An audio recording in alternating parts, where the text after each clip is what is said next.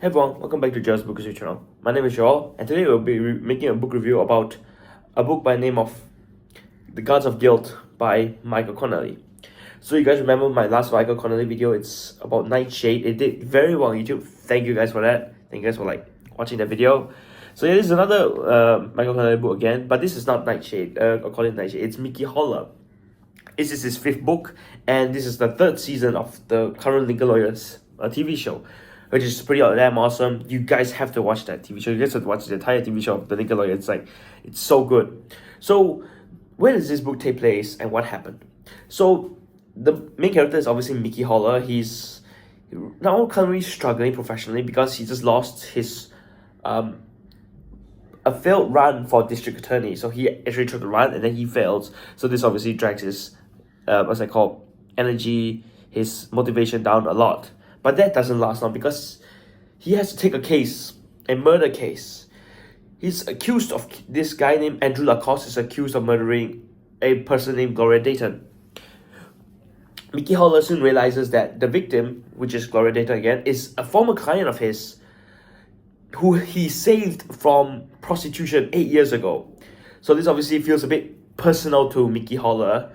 So he actually tried to get her back on the right path in a few the season 1 or 2 in the series show, but that obviously failed. And now he feels responsible for getting her into what she is, the current situation, which is getting murdered. So obviously he feels like backlash. So this book is taking a very personal turn, a very good turn, bad turn. I mean, sorry, not good turn, bad turn to this such a good lawyer, prominent lawyer, to a bad path. So as he keeps digging into this Gloria Dayton case, he soon realizes that this case involves a much more deeper conspiracy.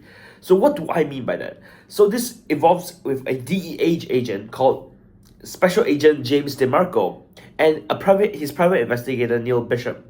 So these two were actually behind, but they were they're like conspiracy theories. So, but then obviously Mickey Haller and the gang, they don't have a warrant to do anything about this. So then Haller obviously realizes that Lacoste was set up. And then he thinks the real culprits, it's just not Lacoste. Because if you guys, just to give you guys an insight, Lacoste is a thin guy. He's like a pop. He's like just a random kid.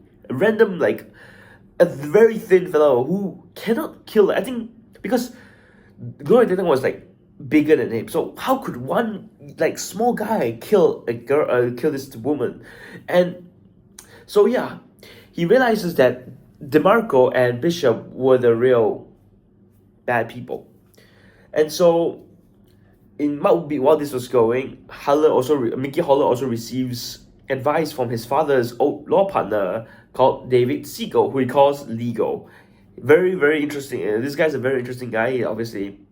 He reminds him that the jury decides the client's faith and the truth. This guy is the client's faith. So in America, there is still jury, right? This is based on America. We in Malaysia don't have juries anymore, but this is. So what do you mean by that? So Legal calls this jury Gods of Guilt. The Gods of Guilt, hence the title.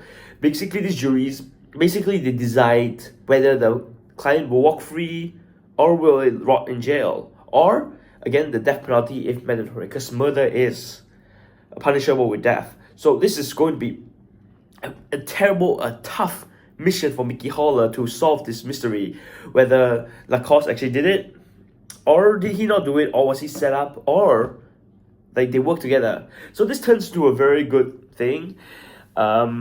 So yeah, he works his best. Mickey Haller and his team tries their best to expose the conspiracy and find justice for Gloria Dayton. They confront everything to the max. And Mickey Haller doing this also for redemption, that he lost in this case, but then he's not going to. He lost the race of the district attorney, but he's not going to lose this murder case as well, because his job, he's a defense attorney, right? His job is to prove the client innocence. And things get very, very rough. And so yeah, that is the end of the book review. This book is very good if you guys love what you call a thriller that goes deep into a conspiracist. like a law or legal thriller. If you guys are interested in legal thriller, Michael Connelly has the best books for legal thriller, and so yeah, you guys have to read all of his books. You don't have to read like in order. I read this one. This is my first Lincoln Lawyer book. The next one I'm going to read is The Law of Innocence, because the next book, the next season 4, is actually dealing with the Law of Innocence, which is pretty damn cool. And so yeah, I rate this book a solid 9 out of 10. It's such an amazing book, full of plot. There is nothing wrong with this book. Like, it's full of goodness in this. It's just so much more action packed, everything you want in a thriller book. Michael Connelly has this covered for you. So I hope you guys can enjoy this book review. I'll see you guys in the next time. Peace out.